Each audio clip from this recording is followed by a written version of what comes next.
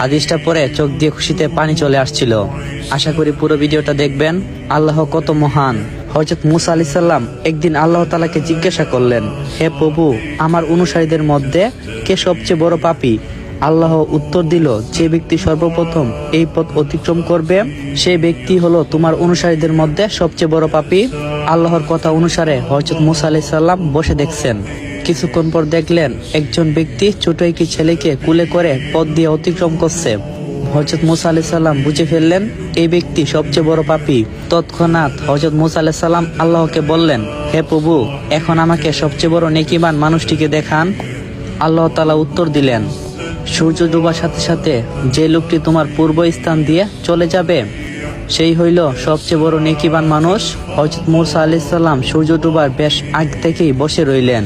যে সময় সূর্য ডুবছিল দেখলেন সেই সকালের ওই ব্যক্তিটা ছেলেটাকে কুলে নিয়ে সেই পথ দিয়ে ফিরে যাচ্ছে।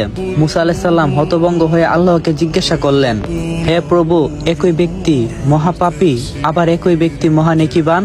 আল্লাহ বললেন, হে মুসা, সকালে যখন এই ব্যক্তি ছেলেটিকে কুলে নিয়ে তোমাকে অতিক্রম করে জঙ্গলে প্রবেশ করলো তখন কুলের ছেলেটি বাবাকে প্রশ্ন করছিল, বাবা, এই জঙ্গল কত বড়? বাবা উত্তরে বলছিল, অনেক বড়। ছেলেটি আবার প্রশ্ন করলো, বাবা, জঙ্গল থেকে কি বড় অন্য কোনো কিছু আছে? তখন বাবা বলছিল, হ্যাঁ বাবা, ওই যে পাহাড়গুলা জঙ্গল থেকে অনেক বড়। ছেলেটা পুনরায় প্রশ্ন করলো, বাবা, পাহাড় থেকে কি বড় কোনো কিছু আছে? বাবা বলল, আছে, এই আকাশ। ছেলে আবার প্রশ্ন করলো, আকাশ থেকে কি বড় কোনো কিছু আছে?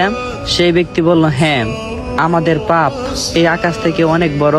ছেলে বাবার এই উত্তর শুনে বলল, বাবা, পাপের থেকে বড় কোনো কিছু নেই। তখন বাবাটি চিৎকার দিয়ে ছেলেটিকে জড়িয়ে ধরে কাঁদতে কাঁদতে বলল, আমার পাপ থেকেও অনেক বড় বড় আমাদের আল্লাহর রহমত। তখন আল্লাহ তাআলা মুসা আলাইহিস সালামকে বলল, হে মুসা, এই ব্যক্তির পাপের অনুভূতি আর অনুশোচনা আমার এতটাই পছন্দ হয়েছে যে সবচেয়ে বড় পাপী ব্যক্তিকে সবচেয়ে বড় নেকিবান ব্যক্তি বানিয়ে দিয়েছি। মনে রেখো, আমার শাস্তির হাত থেকে ক্ষমার হাত বহু গুণ বড়। হে আল্লাহ, আপনি আমাদের সকলের পিছনের গুনাহ সমূহ ক্ষমা করে সামনের দিনগুলোকে সৎ পথে চলার তৌফিক দান করুন, আমিন। রাসূলুল্লাহ সাল্লাল্লাহু আলাইহি সাল্লাম বলেছেন, আল্লাহ ওই ব্যক্তির চেহারা উজ্জ্বল করে দেন যে ব্যক্তি আমার কোনো হাদিস শুনছে অতঃপর অন্যর কাছে পৌঁছে দিয়েছে। আবু দাউদ 115 নম্বর আয়াত।